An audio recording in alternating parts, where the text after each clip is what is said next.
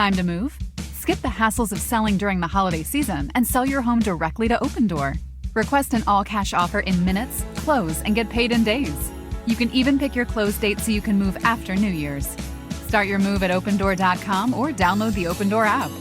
Opendoor is represented by Opendoor Brokerage Inc., license 02061130 in California, and Opendoor Brokerage LLC in its other markets. Terms and conditions apply. Hey, What Next listeners, it's Mary Harris. Before we get to today's episode, I have a favor to ask. This relationship feels slightly one-sided. Just me talking to you all the time. We want to change that. We have a listener survey we want you to fill out. It's going to really help us do the show better. And we'll hear from you. What you want, what you need, what you love, what you hate. All of that stuff. You can find the survey in our show notes for all the latest episodes, or you can visit slate.com/whatnextsurvey. Okay, on to the show.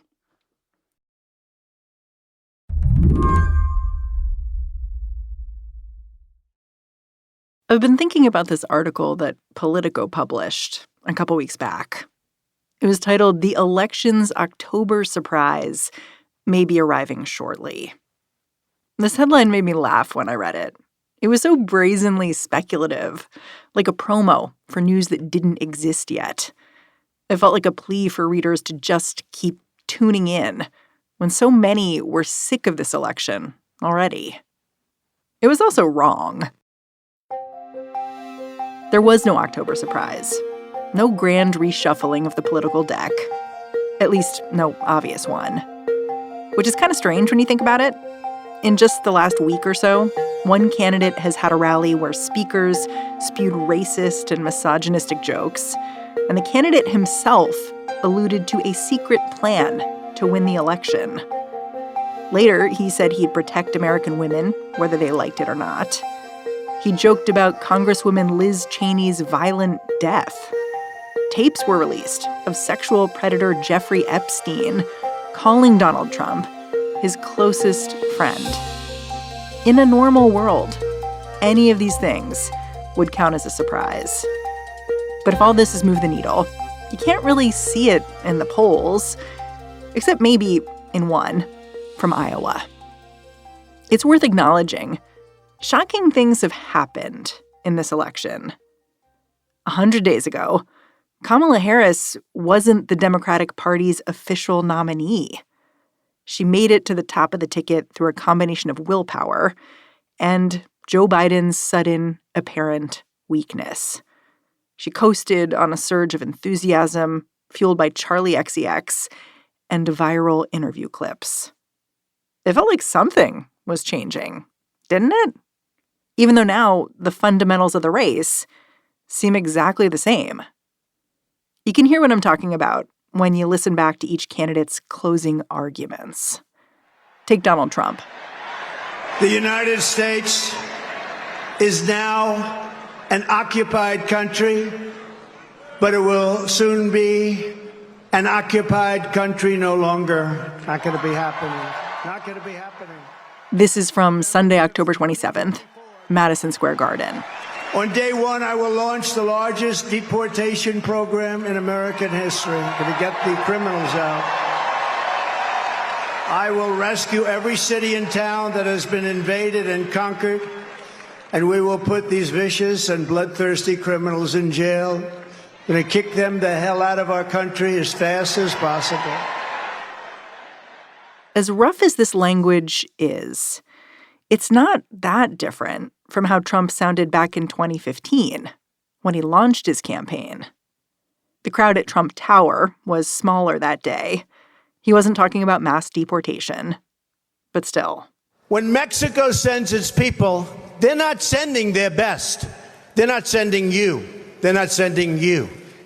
They're sending people that have lots of problems, and they're bringing those problems with us. They're bringing drugs, they're bringing crime, they're rapists, and some, I assume, are good people. But I speak to border guards, and they tell us what we're getting. And it only makes common sense. When Joe Biden launched his candidacy, he explicitly rejected Trump's incendiary tone. One America. One America. Biden kicked off his candidacy with a springtime rally in Philadelphia. I know some of the really smart folks say Democrats don't want to hear about unity. They say Democrats are so angry that the angrier a candidate can be, the better chance he or she has to win the Democratic nomination. Well, I don't believe it. I really don't. I believe Democrats want to unify this nation. That's what our party's always been about.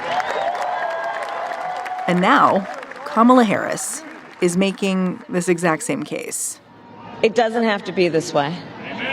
It doesn't have to be this way. It is time to stop pointing fingers. We have to stop pointing fingers and start locking arms. After a history-making candidate swap, after multiple racist and sexist gaffes, how are they all still repeating the same arguments? And how is it that no matter what happens tonight, you probably are not going to be very surprised? Today on the show, we're going to take a deep breath and explain how we ended up in the most shocking, least surprising presidential race I can remember. I'm Mary Harris. You're listening to What Next? Stick around.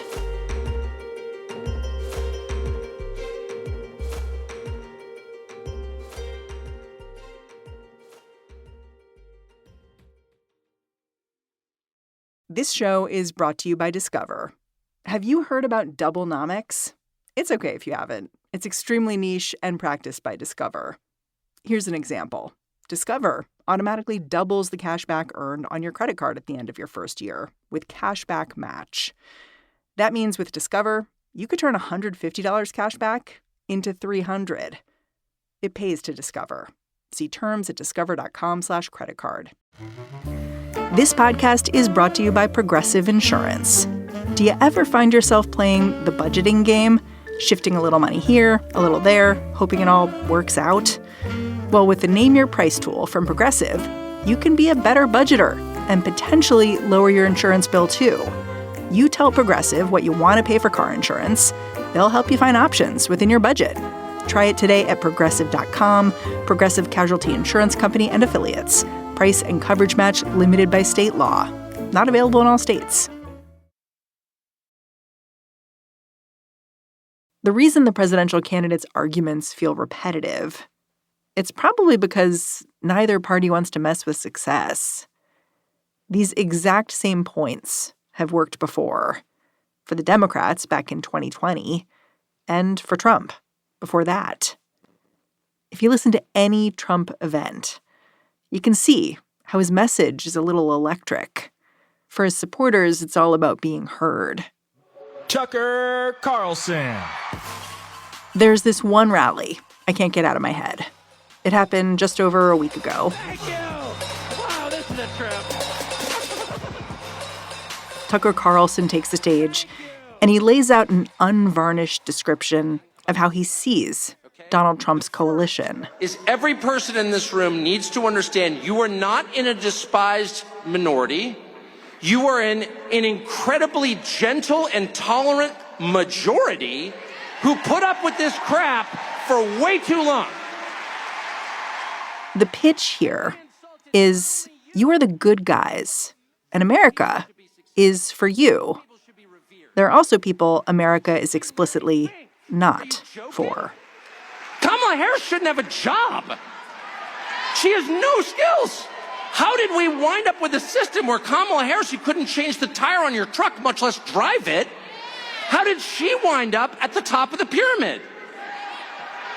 And then once she's there, she lectures you like you did something. It's too much. You can't allow that. Quick reminder, we've got Tucker Carlson's text messages from back in 2020 when he was telling folks he could not wait to be able to ignore Donald Trump. He called Trump a demonic force, yet here he is. Anyway, this is where Carlson's point reaches a fever pitch. If you allow your hormone-addled 15-year-old daughter to slam the door of her bedroom and give you the finger, you're going to get more of it. And those kids are going to wind up in rehab. It's not good for you, and it's not good for them. No.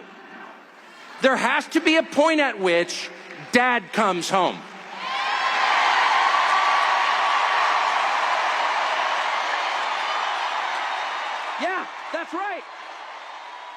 What Tucker is describing here is what parenting experts call an authoritarian parenting style, which makes sense because he's advocating for a guy who wants to be an authoritarian president.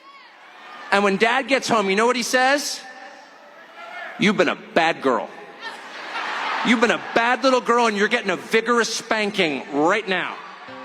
And now, it's clear from events like this one, Trump and his supporters are stoking a fight about who's got a voice in this country and who gets shut out. Tucker Carlson is telling this crowd, we see you, in the most cartoonishly villainous way possible. But it's also an argument about making democracy work, just not for everyone. Kamala Harris is talking about democracy too, of course, but her rhetoric is a lot less visceral. After all, it's hard to join hands with Liz Cheney and also make a full-throated case for tweaking the way the country works, getting rid of the Electoral College, abolishing the filibuster, making big changes at the Supreme Court. Not a lot of Republicans are in favor of those things these days. And if you watch a few of Harris's rallies, you'll see she's still figuring out who her constituency is exactly. For months, Arab Americans have said they feel shut out by the Harris camp. At event after event, Gaza protesters materialize, and then they get shut down or kicked out. This feeling of voicelessness has some of these people looking for a third option. And they're not the only ones who want another way. Hey, y'all. Do you mind if I talk to you? I'm a journalist. This tape is from over the summer. Okay, so it's a beautiful Sunday of Labor Day weekend. Yes. And you guys are out here with signs for RFK, who has dropped out of the race. Are you recording that? I was in the Pacific Northwest, and I ran into these two women who'd planted themselves in front of the visitor center to Olympic National Park. They had a big banner for RFK Jr. They'd printed it themselves, but it looked professional. I asked them, why are you here, campaigning on your own for a guy who does not even want your vote? Well, he is still on the ballot. Yeah, he's still on the ballot in 40 states. He's just taken himself off the ballot in the swing states so that he won't be a spoiler. So what did you think of that decision? I was shocked. I was in denial. And I think I'm still processing it. Yeah, because when I dug in here, these women talked a lot about special interests, big money in politics. They talked about how, as an environmental attorney, RFK Jr. spoke to fishermen to understand his legal work better. That openness meant something to them. I think these two share something with Donald Trump's base or with a Gaza protester who's maybe casting a protest vote this year. They feel like democracy as it's practiced in Washington is broken, and they want to take some kind of action. But these women, they were struggling with supporting the person RFK had asked his voters to get behind. Sounds like you don't really trust Trump. I don't trust any of them very much at all. Not even None Kennedy? of them. I mean, It's worth saying, these women have a bigger plan. If they get enough votes for RFK, their third party will be considered a major political party by Washington state. And in 2028, they hope it makes getting on the ballot easier. You can look at what these women are doing as exhilarating or exhausting. But all these fights over being heard, at Trump's rallies or Kamala's, in front of a national park, they will not be resolved by a single election. So, what will move us forward? We'll get into that when we come back.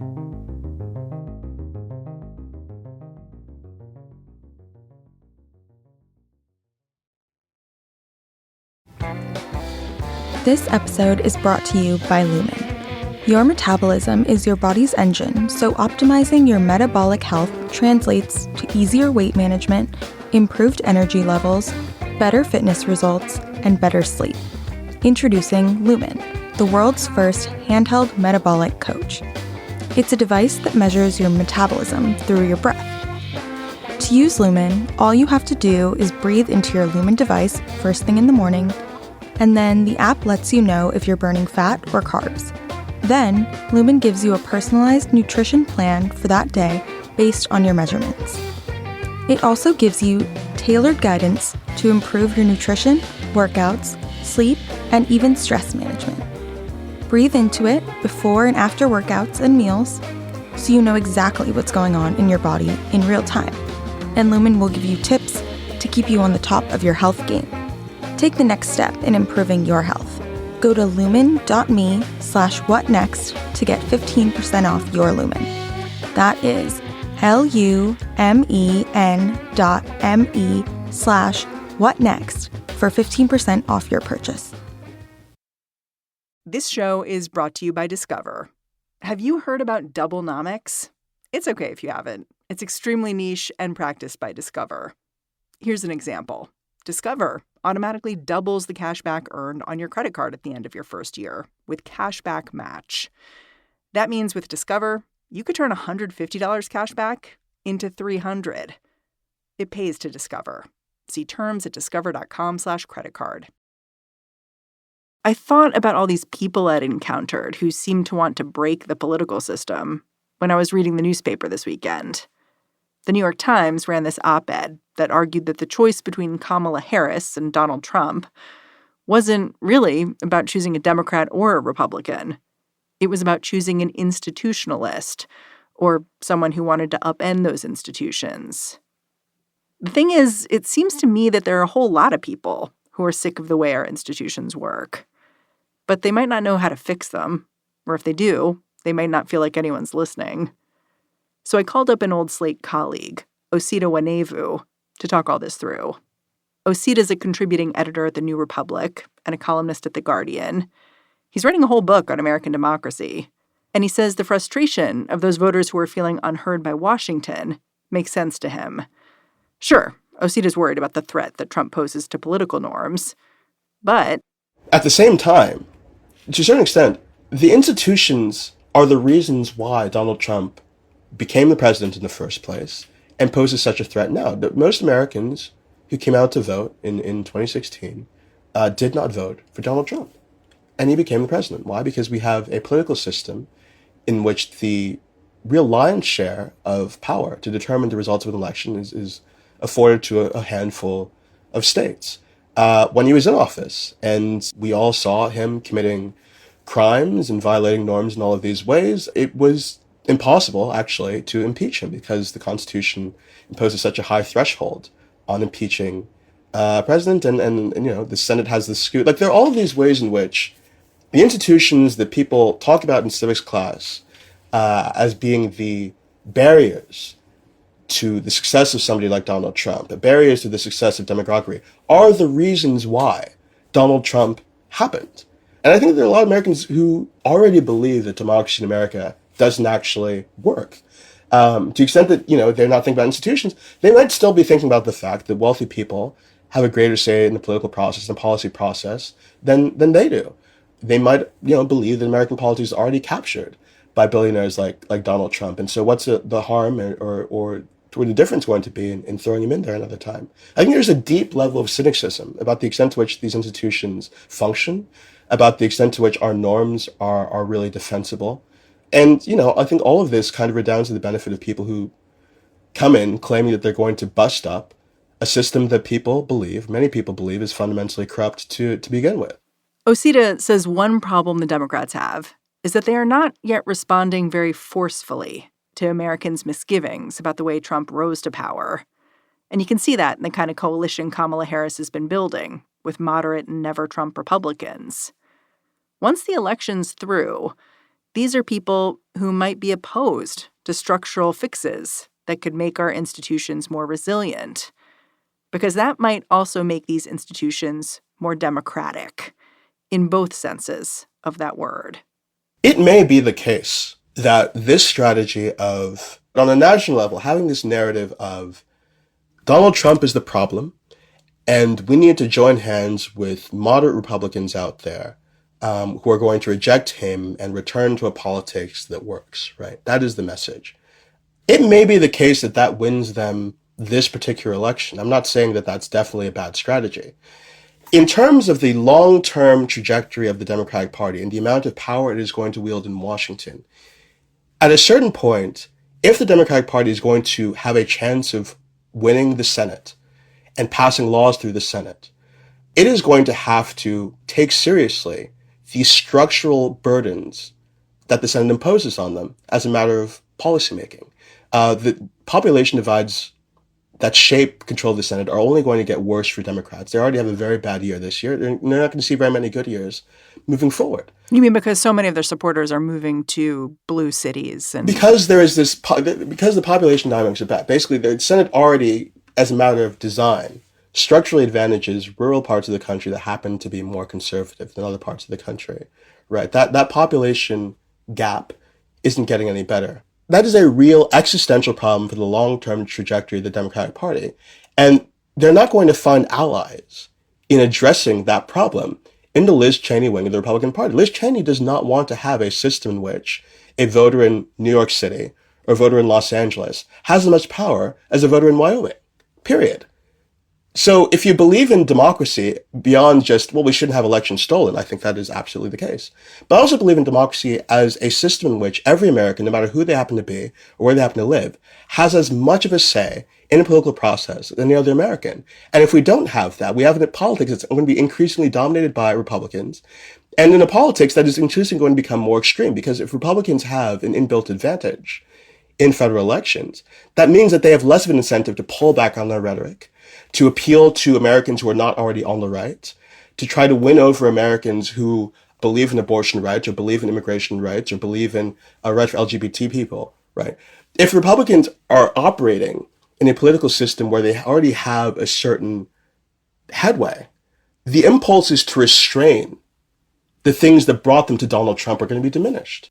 Without Trump there as like the boogeyman, I just wonder a lot how much Democrats will focus on the small d democracy issue. Yeah, I don't know. And I think that they're being short-sighted about what a post-Trump world looks like. They're speaking in raw electoral terms, actually. I think one of the major things they're going to have to be wary of or watch out for after Trump is, I think that they have gained some moderates. I think that they have gained some Republicans who are really, really upset about Donald Trump and the politics he represents. We see that coming to play, especially in midterm elections. After Trump leaves the scene, and the Republicans that you have in national politics look more like Ron DeSantis or Tim Scott or Nikki Haley, a lot of those Republicans are going to go back. Once the danger of Trump and the threat that Trump poses is no longer operative in their minds, a lot of the voters the Democrats have gained because of the fear of Donald Trump are going to return back to old habits of voting. That, combined with the continued weakness with white working class voters, combined with, if it's real, and we'll find out more about whether it's real, on Tuesday or soon after, this erosion you're seeing amongst Black and Latino voters, those three things combined paint an extremely bleak picture for what the Democratic Party's fortunes are going to be after Tuesday. And I think, again, they're going to have to think creatively about how to build a more durable constituency for their politics once Trump is no longer a galvanizing force. It's interesting. You're saying that basically it's totally possible that Kamala Harris and her team have built a winning strategy for this election. It's unclear if they have a winning strategy for governing or moving forward post-Trump. I think that's right. And I don't see very much evidence that they know what to do if all goes well on Tuesday and he's out of there. Or, what to do if all goes poorly on Tuesday and he serves another term and then is barred from serving another one. Like, what is the sell? What vision of democratic politics is going to prevail in a climate that produced Donald Trump in the first place, where you have many Americans who don't trust the Democratic Party or who don't believe in the capacity of our system to deliver anymore?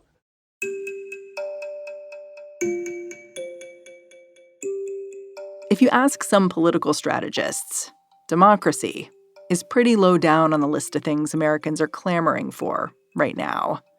They care about the economy, inflation, and it limits the kind of messaging a politician can do. But Osita says actually, these two concerns, they aren't mutually exclusive. My own pitch is that you can have a fuller conception of what democracy means in our politics and present that to people as an alternative to the status quo. So democracy can mean not only protecting the right to vote and protecting our elections from being stolen, and as important as that is, I think it only gets a part of the picture. Democracy can also mean giving people agency and voice and a measure of control at work, making it easier to organize, but also creating policies that make it so that it's not just investors and corporate executives who are in the driver's seat of the economy. If democracy is a system of values that we should care about because it gives us some means of control of the conditions that shape our lives, that should also apply to the economy. It shouldn't be that the economy is exclusively the domain of millionaires and billionaires who decide what's important and what to do. That, I think, is like a more fully embodied conception of democracy that speaks to people who, have already heard the civics class definition of it and explication of it and are left unsatisfied by it.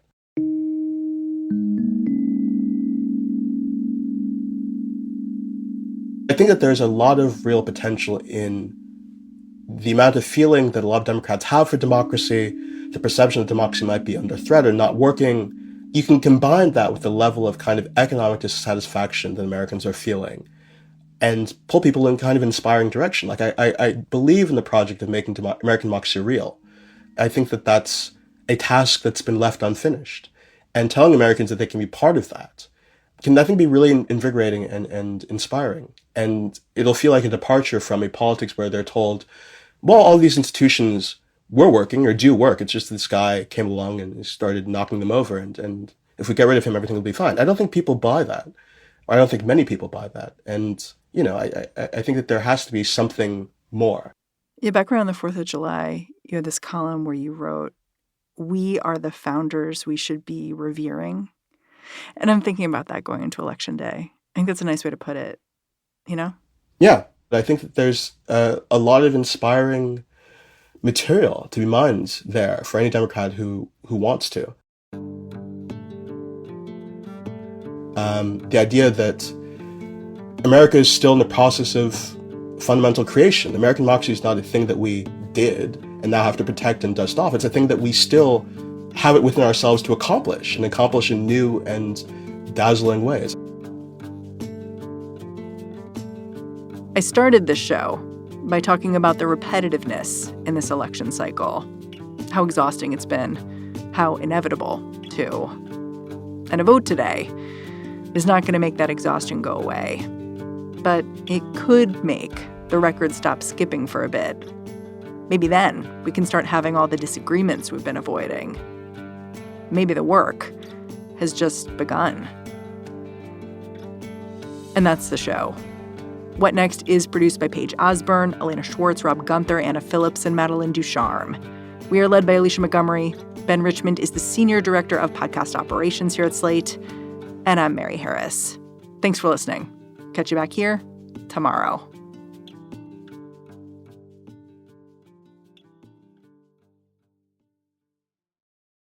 This show is brought to you by Discover. Have you heard about Doublenomics? It's okay if you haven't. It's extremely niche and practiced by Discover. Here's an example. Discover automatically doubles the cash back earned on your credit card at the end of your first year with Cashback Match. That means with Discover, you could turn $150 cash back into $300. It pays to Discover. See terms at discover.com/creditcard. Hey, it's Mary again. Thanks for sticking around to the end of this episode. Before I say goodbye for the day, quick reminder to take our listener survey that we're running this month. We want to make sure your voice is heard. Visit the show notes or slate.com/whatnextsurvey. It'll only take a few minutes, I promise. Totally painless. Thanks again. I'll see you next episode.